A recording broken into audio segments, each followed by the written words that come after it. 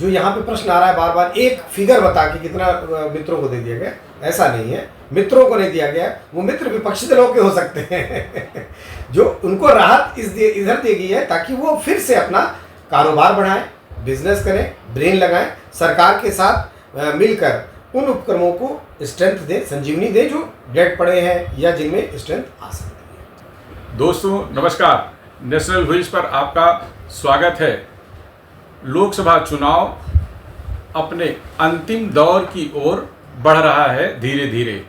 इस बीच में चुनाव की शुरुआत से लेकर अब तक विपक्ष के नेताओं, खासकर कांग्रेस के राहुल गांधी, प्रियंका गांधी और कल समाजवादी पार्टी के अखिलेश यादव ने एक बात उठाई और वह केंद्र सरकार पर हमला करने से ज़्यादा प्रधानमंत्री नरेंद्र मोदी पर व्यक्तिगत हमला करने जैसा सवाल उठाया जा रहा है कि प्रधानमंत्री नरेंद्र मोदी ने अपने बड़े कारोबारी मित्रों के 16 लाख करोड़ रुपए माफ़ कर दिए।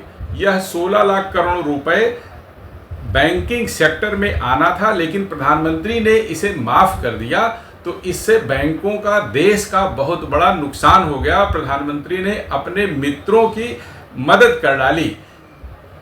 इस गंभीर मुद्दे पर पूरा वीडियो देखिएगा, क्योंकि हमारे साथ हैं वरिष्ठ कर सलाहकार डॉक्टर पवन जायसवाल जी। डॉक्टर पवन जायसवाल जी के बारे में भी आपको थोड़ा सा इसलिए बता दे रहा हूं क्योंकि यह जो मुद्दा है उसकी जो गंभीरता है, इसमें जो सवालों के जवाब हैं वह कितने बड़े होंगे, आपको खुद समझने में आसानी होगी, दूसरों को भी समझाने में आसानी होगी कि विपक्ष के नेता जो 16 लाख करोड़ रुपए की माफ़ कर देने की बात कह रहे हैं वह कितना सही है, कितना गलत है, तकनीकी तौर पर कितना सही और कितना गलत है।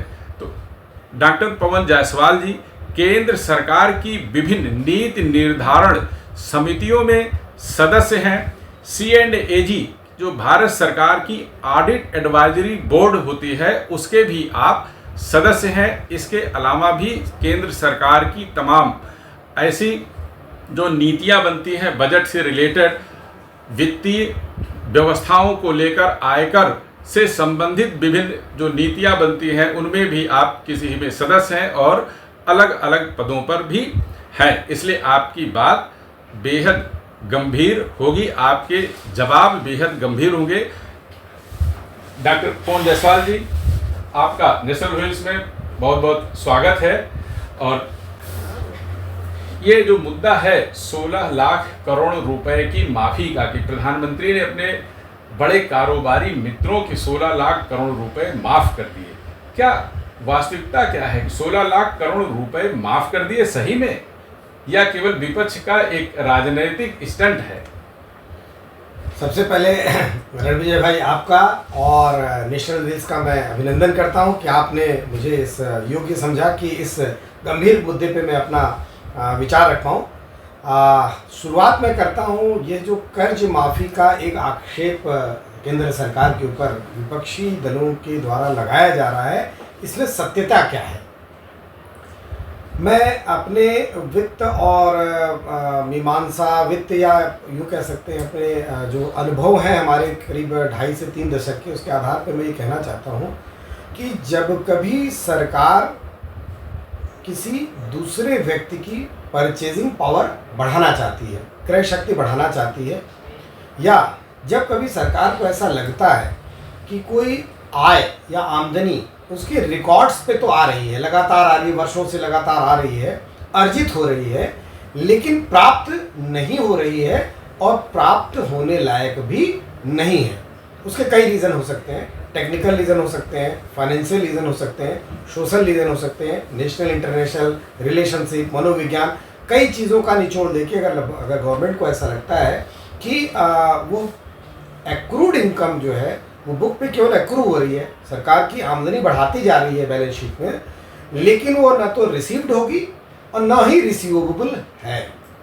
मतलब ऐसा धन जो कागज पर तो है लेकिन सरकार को मिलेगी भी नहीं, यानी बैंक को मिलेगी भी नहीं और मिलने की संभावना भी नहीं है, ऐसा आप कह रहे हैं। बिल्कुल। तो एक चीज़ और थोड़ा बताने, ये साफ करिएगा, क्योंकि वित्तीय है तो थोड़ा तकनीकी बात हो जाएगी, हो सकता है तमाम व्यूवर्स के समझ में ना आए।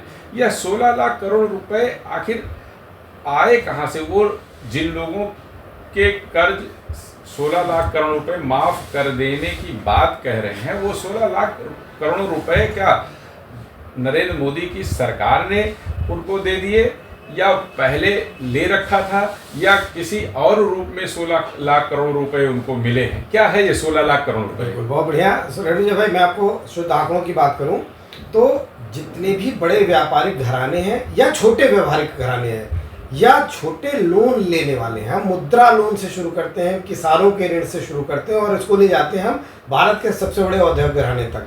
तो उद्योग धंधों को चलाने के लिए स्वयं की पूंजी के साथ साथ लोन की आवश्यकता पड़ती है। विभिन्न प्रकार के टर्म लोन हो गया, फिक्स एसेट लोन हो गया, वर्किंग कैपिटल लोन हो गया, स्टैंड अप लोन हो गया, ठीक है, कई तरह के लोन की आवश्यकता पड़ती है।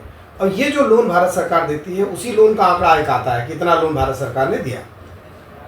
तो भारत सरकार ने जितना भी लोन दिया, वो भारत सरकार, जब हम बोल रहे हैं, वो पूर्ववर्ती सरकारें भी हो सकती हैं, वो सन 1947 के बाद से का डिस्पोर्सबल कभी का भी हो सकता है, आज तक का डिस्बर्सल हो सकता है।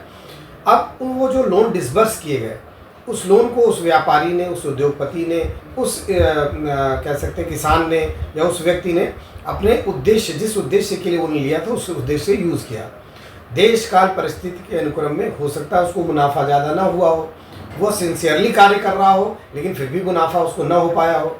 लेकिन मूलधन पे ब्याज की जो घड़ी होती है वो तो चलती रहती है, आप जानते हैं, ब्याज है, चक्रवृद्धि ब्याज है। वैसे तो भारत सरकार ने ब्याज पे बहुत ज़्यादा कंट्रोल कर दिया है, बहुत ज़्यादा मिनिमाइज कर दिया है। हाउसिंग लोन, हाउसिंग सेक्टर में हाउसिंग लोन हो गया, बच्चों को पढ़ाने के लिए एजुकेशन लोन हो गए, हर तरह के लोन। ये अब तो शादी ब्याह के लिए भी लोन मिलते हैं, तो हर तरह के लोन, चिकित्सा का लोन हो गया, हर तरह के लोन का जो सम हुआ, उसमें जो भारत सरकार ने माफ़ी दी, ब्याज की माफ़ी दी, ऐसी माफ़ी जो पूर्ववर्ती सरकारों के समय भी लोन थे।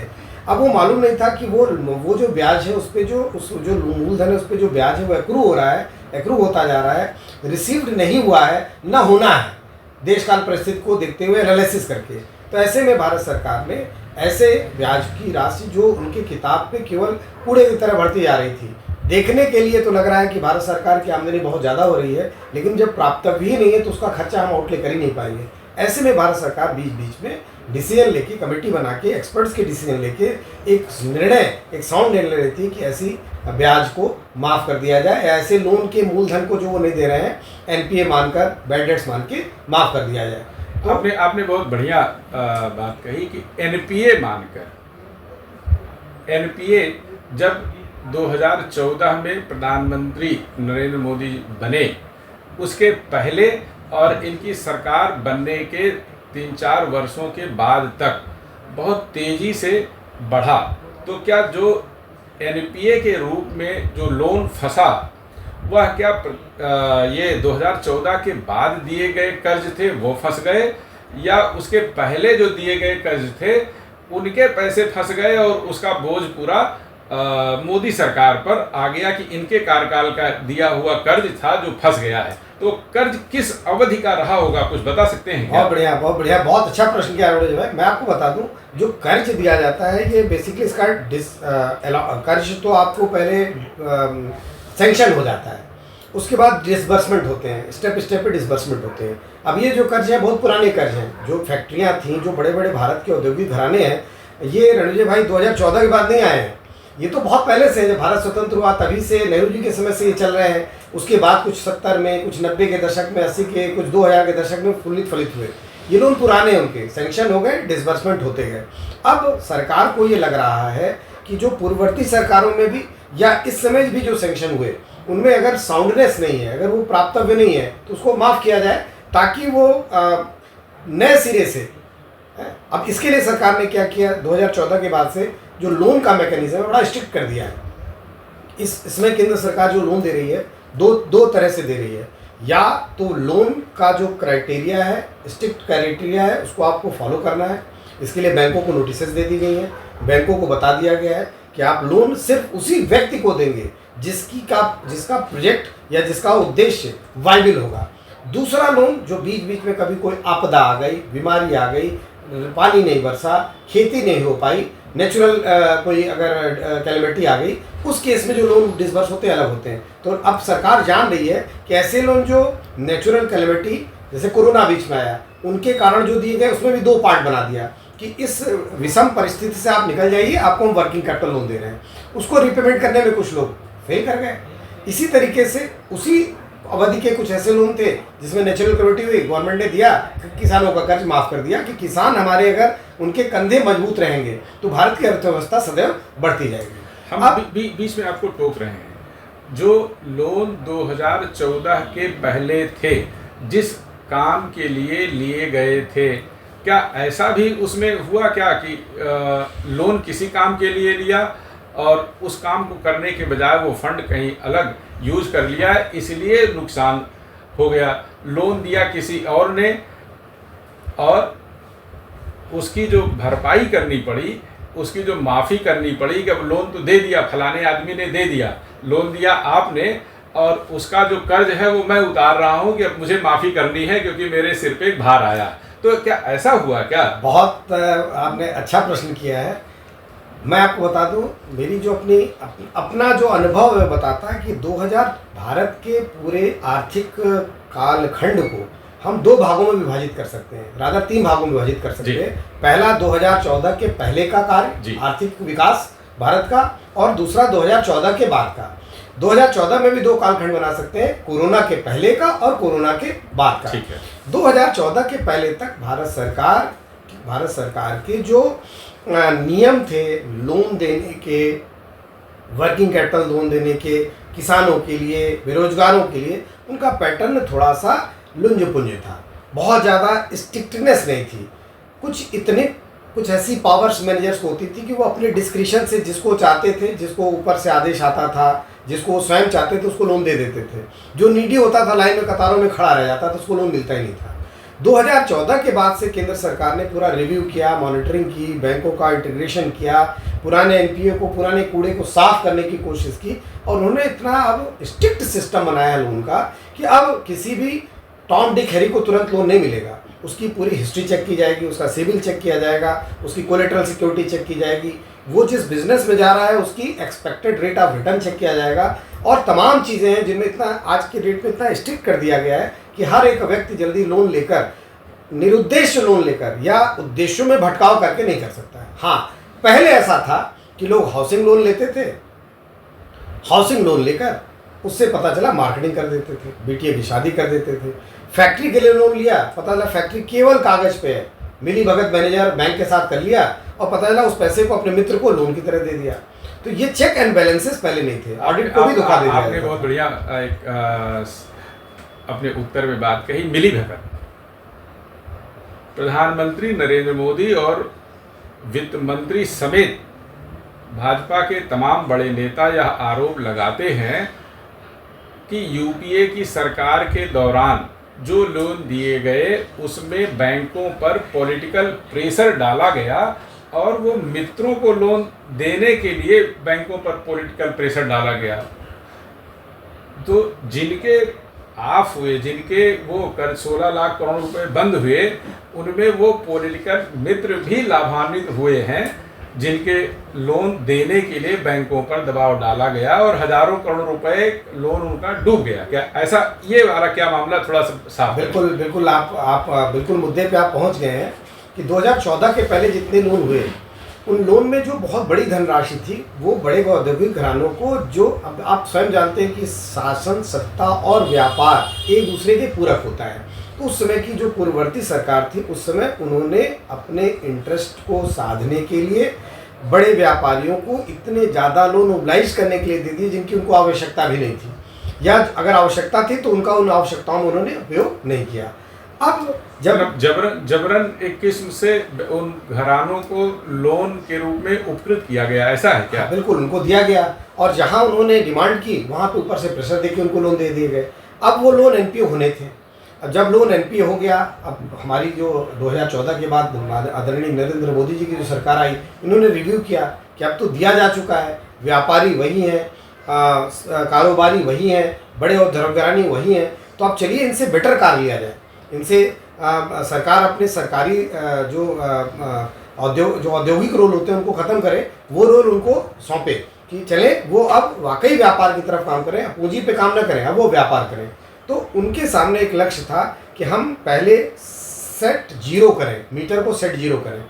जैसा कि मैं थोड़ा सा विषयांतर करके बताना चाहता हूँ कि इसी इंटरिम बजट में, जो भी इंटरिम बजट आया है हमारी केंद्र सरकार का फरवरी में, इसमें लगभग 1 लाख लोगों के लिए 1962 से लेके 2010 तक का जो इनकम टैक्स की लायबिलिटी थी 25,000 रुपये तक, और 2010 से लेके 14 तक, मैंने 2014-15 असेसमेंट ईयर तक लगभग 10,000 रुपये की जो आउटस्टैंडिंग टैक्स लायबिलिटी थी उसको एक झटके में सरकार ने माफ़ कर दिया। अब यहाँ पे क्वेश्चन ये आता है कि 1962 से लेके 2010 तक या 10 से 14 तक तो पूर्ववर्ती सरकारें थी। इसका मतलब ये सरकार, आदरणीय नरेंद्र मोदी जी सरकार इस बात को जान रही है कि यह लायबिलिटी 2014 के पहले की है, जो लगभग 1 लाख से ज़्यादा भारतवासी हैं जो लिटिगेशन में फंसे हुए हैं, और ये उस पीरियड का है जिस पीरियड में असेसमेंट बिना किसी आधार के होते थे, हाई पिच असेसमेंट होते थे, भ्रष्टाचार होता था विभागों में और आम जनता को परेशान किया जाता था। तो उन्होंने एक झटके में 1962 से लेकर 10 तक 25,000 और 10 से लेकर 14 तक के 10,000 रुपये तक की आउटस्टैंडिंग लायबिलिटी को माफ़ कर दिया। मतलब अगर विपक्ष चाहे, कांग्रेस नेता राहुल गांधी चाहें तो प्रधानमंत्री नरेंद्र मोदी पर यह आरोप लगा सकते हैं कि अपने 1 लाख मित्रों के कर्ज को माफ, जो उन पर आयकर देनदारी बनती थी उसे माफ कर दिया। आप बिल्कुल सही कह रहे हैं। तो अब यहाँ पे तो विपक्ष भी आरोप लगा सकता है कि आपने 1 लाख करदाताओं के लगभग 1 लाख रुपए पर करदाता तक की जो सीमित लिमिट बनी है आपने माफ़ कर दिया। अब आप ये देखिए जो माफ़ी की गई है क्या है, ये ऐसा आयकर है जो न वो व्यक्ति दे पाएगा और न उसकी देयता बनती है। आपके डिपार्टमेंट के असेसमेंट की खामी, हाई पिच असेसमेंट कर दिया, गलत असेसमेंट कर दिया, टैक्स की क्रेडिट नहीं दी, किसी भी रीज़न से वो लिटिगेशन में मामला चल रहा था, उसको एक झटके में उन्होंने ख़त्म कर दिया। ठीक है, तो ये वो लोग हैं जो पूर्ववर्ती सरकार के विक्टिम थे। यहाँ तो सरकार ने उनको राहत दी है। तो मैं फिर पीछे लौट रहा हूँ डॉक्टर साहब, यानी जो 16 लाख करोड़ रुपए माफ़ी की बात कही जा रही है, मित्रों को छोड़ देने के लिए कही जा रही है, उन 16 लाख करोड़ रुपए के लाभान्वित लोगों में जो 10 साल कांग्रेस की सरकार थी या कांग्रेस की अगुवाई वाली यूपीए मनमोहन सिंह सरकार थी, उस सरकार के दौरान के जो कारोबारी मित्र थे उनके भी पैसे इसी 16 लाख करोड़ रुपए में है क्या? फिर आपकी बात से ये लग रहा है उनके भी पैसे इसी में हैं। उनके ही पैसे हैं, उनके भी नहीं, उनके ही पैसे हैं। 2014 के बाद से अगर कोई डिसबर्समेंट हुआ है तो उसकी कोई माफी अभी नहीं हुई है, क्योंकि 2014 के बाद से तो लोन सब रेगुलराइज वे में पेमेंट हो रहे हैं, लोन सेंक्शन हो रहा है, वैल्यू एडिशन हो रहा है इकनॉमी में। ये तो पुराने काई को, पुरानी कमियों को, पुराने आप कह सकते हैं कोड को साफ किया गया है। डॉक्टर साहब इसमें थोड़ा सा और जोड़ना चाहता हूँ मैं। जो 16 लाख करोड़ रुपए की माफ़ी की बात जब होती है, इससे एक ऐसा संदेश जाता है कि 16 लाख करोड़ रुपए यानी पूरे बैंकिंग सेक्टर को डूब जाना चाहिए था, ध्वस्त हो जाना चाहिए था, भारत सरकार की ऋण लग जानी चाहिए थी। 16 लाख करोड़ रुपए तो बहुत बड़ा है, कई देशों की पूरा बजट ही 16 लाख करोड़ रुपए का नहीं है। लेकिन पिछले कुछ दिनों से मैं देख रहा हूँ कि जो भारत सरकार के बैंक हैं, मतलब राष्ट्रीयकृत बैंक हैं वो भी, और जो प्राइवेट बैंक हैं वो भी, पिछले कुछ वर्षों में धुआंधार लाभ कमा रहे हैं। यदि उनके पैसे डूब गए होते और सरकार ने दान दे दिए होते मित्रों को, तो क्या वो लाभ की स्थिति में होते? जबकि यही बैंक 2014 के पहले इस स्थिति में आ गए थे कि अब बंद हो जाए, तब बंद हो जाए, कब बिक जाए, कौन खरीद लेगा, कौन बिक जाएगा, कोई भरोसा नहीं था। तो इसमें क्या ऐसा आया? फिर जरा थोड़ा समझाएं कि 16 लाख करोड़ रुपए गए, उड़ गए, सेक्टर से उड़ गए, तो फिर बैंक कैसे लाभ में आ गए? देखिए रमणा जी, मैं फिर से बता दूं आपको, ये जो 2014 के पहले हमारी पूरी बैंकिंग की पूरी प्रणाली थी, इसमें पोस्ट ऑफिस भी शामिल थे हमारे, प्राइवेट बैंक भी थे हमारे, तमाम बैंक थे, भारत सरकार के बैंक थे, ये सब कार्य करते थे। इनकी कार्य प्रणाली निस्पंद थी, मतलब उस समय कोई ऐसे स्ट्रिक्ट चेक एंड बैलेंसेज नहीं थे कि कैसे आप लोन दे रहे हैं, क्या प्रक्रिया है, उसका कोई साउंड। 2014 के बाद इन सारी प्रक्रिया को स्ट्रिक्ट कर दिया गया, स्ट्रिक्ट कर दिया गया। अब वो व्यापारी या वो कारोबारी जो पहले से लोन लेके बैठे थे और जिनका उद्देश्य पूरा नहीं हुआ और वो मूलधन न वापस कर पा रहे थे, न ब्याज दे पा रहे थे, वो पैसा एनपीए के रूप में, नॉन परफॉर्मिंग एसेट के रूप में, बैड एंड डाउटफुल डेट्स की तरह बैलेंस शीट में कैरी होता गया। जब तक ये बैंकों की बैलेंस शीट में ये पैसा एनपीए की तरह कैरी हो रहा था, तब तक वो 2014 के बाद से जो बैंक परफॉर्म बढ़िया करने लगे, उनको ग्रोथ का पूरा मौका मिला, आगे बढ़ने का मौका मिला। तो वो जो आमदनी करते थे, वो आमदनी पुराना लॉस खा जाता था जो बुक्स पे दिख रहा था। जी। तो हमारी नरेंद्र मोदी जी की सरकार ने पुराने को ग्रेजुअल तरीके से एक भी बना के राइट ऑफ किया। 2014 के बाद से हमारे बैंक फ्रेश तरीके से एसओपी के साथ काम करने लगे, बढ़िया लोन देने लगे, बढ़िया ब्याज रेगुलर आने लगा, बैंकों की आमदनी बढ़ने लगी। मैं आपको बता दूं, प्राइवेट ही नहीं, पब्लिक सेक्टर ही नहीं, हर प्रकार के बैंकों के मुनाफे में ज़बरदस्त उछाल आया है। चाहे वो त्रैमासिक रिपोर्ट देखिए, चाहे वो अर्धवार्षिक रिपोर्ट देखिए, चाहे वार्षिक रिपोर्ट देखिए, चाहे कोई भी बैंक ले लीजिए, भारत में जितने भी नेशनलाइज बैंक हैं, कोई भी बैंक अब लॉस पे नहीं है। मैं इसमें एक अपना व्यक्तिगत अनुभव भी जोड़ करके अपने व्यूअर्स को यह समझाने की कोशिश करता हूं आपके ज़रिए कि क्या ऐसा हुआ होगा क्या। मेरे पास भी एक लोन था और दुर्भाग्य से एनपीए हो गया। एनपीए हो गया तो बैंक ने ऐसा नहीं किया कि अपना मूलधन छोड़ दिया हो, ब्याज छोड़ दिया, लेकिन वो धीरे बुक से तो हट गई, वो लोन उनके बुक से बैड लोन हट गया, एनपीए से हट गया, लेकिन अपना जो मूलधन था वो पूरा मैंने उसको जमा किया। तो क्या जिन लोगों के छोड़े गए होंगे, जो 16 लाख करोड़ रुपए जिनके छूटे होंगे, उनको भी फिर मूलधन वापस करना पड़ा होगा। देखिए रमेश भाई, ये जो जिस तरीके से विपक्ष ने एक आक्षेप लगा दिया, कितने हज़ार करोड़ रुपए भारत सरकार ने राइट ऑफ कर दिए।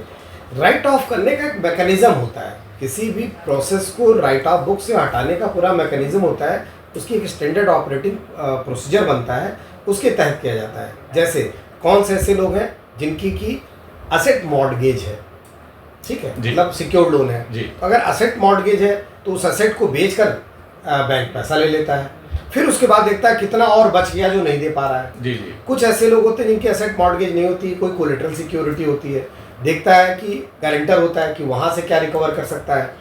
कुछ ऐसे लोन होते हैं जिसमें आपकी आमदनी ही, आपकी आय, जैसे एजुकेशन लोन है, आपकी आय ही आपका क्या है, साधन है, तो देखता है आप दे पाएंगे कि नहीं पाएंगे। बैंक का बेसिक जो मूल मंत्र होता है वो होता है कि मैक्सिमम जितना भी असुविधा ना हो, कानून सम्मत हो, उतना पैसा आपसे ले लिया जाए।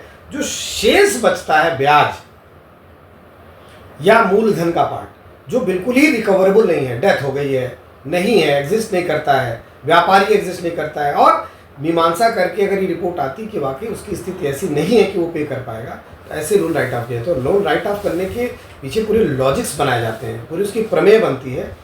ऐसा नहीं कि किसी को लाभ देने के लिए कोई एक फार्मूला बना दिया गया कि मुझे ओबलाइज करना है इसलिए उसका लोन माफ़ कर दें, वो बदले में हमें पॉलिटिकल बेनिफिट देगा, सोशल बेनिफिट देगा, ऐसा नहीं है। वह व्यक्ति या वो उपक्रम या वो कंपनी डिजर्व करती है उस समय मीमांसा करने के बाद, टेक्निकल, सोशल, सोशियो पॉलिटिकल, हर तरीके से कि वो नहीं दे सकता है, और उसकी एसेट्स की नीलामी भी हो गई है।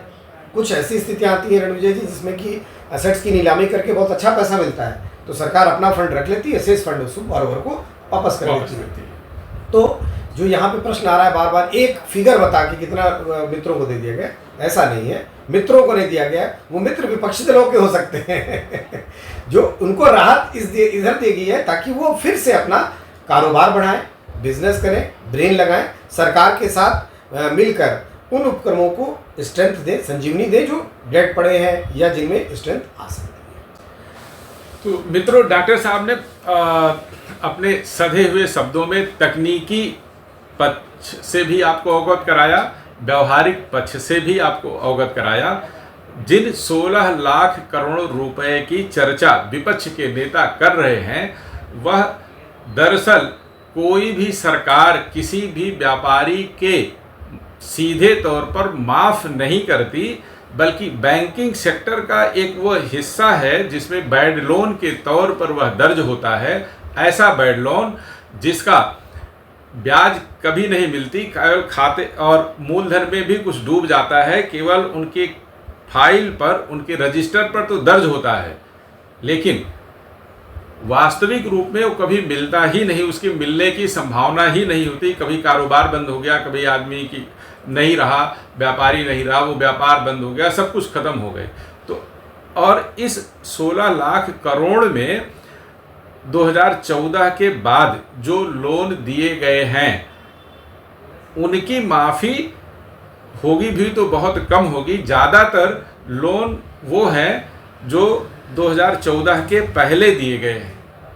इसमें भी ज़्यादातर लोन 2004 से 2014 के बीच के हैं, जैसा कि मैंने बैंकिंग सेक्टर से पता किया और जो जानकारी मुझे मिली उसमें डूबी हुई रकम में 2004 से 2014 के बीच के ज़्यादा है।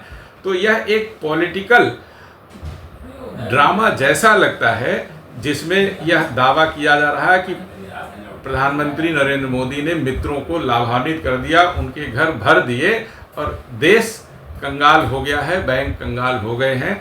जबकि हकीकत यह है कि बैंकिंग सेक्टर भारी लाभ की स्थिति में है। तो डॉक्टर साहब, आप हमारे साथ आए और हमारे व्यूवर्स को इन तमाम पक्षों से आपने अवगत कराया। आपका बहुत बहुत धन्यवाद। नमस्कार।